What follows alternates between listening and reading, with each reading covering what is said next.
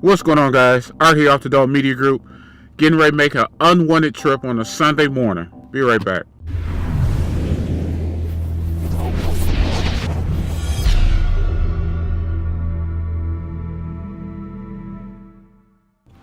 What's going on, guys? All right, yeah, I'm out on a Sunday morning, headed to a hobby store because I bought some batteries for a little quad, or a little mini quad that I upgraded to that I'll talk about in another video.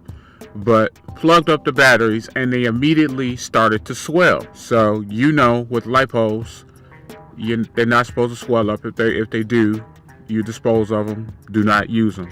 Well, I looked at the receipt that said no refunds.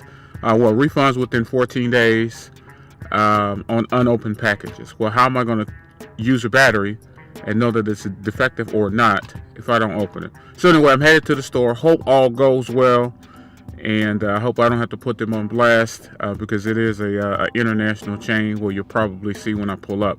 But hope all goes well. So here we go. Keep you posted.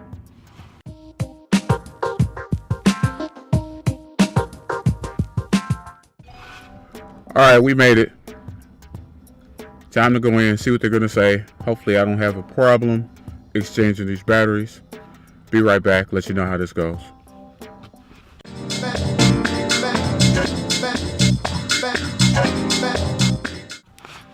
All right, guys, the exchange went excellent. I changed out the batteries. Obviously, they had never seen two batteries at the same time kind of swell up and explode. Well, they didn't explode, but they swelled up.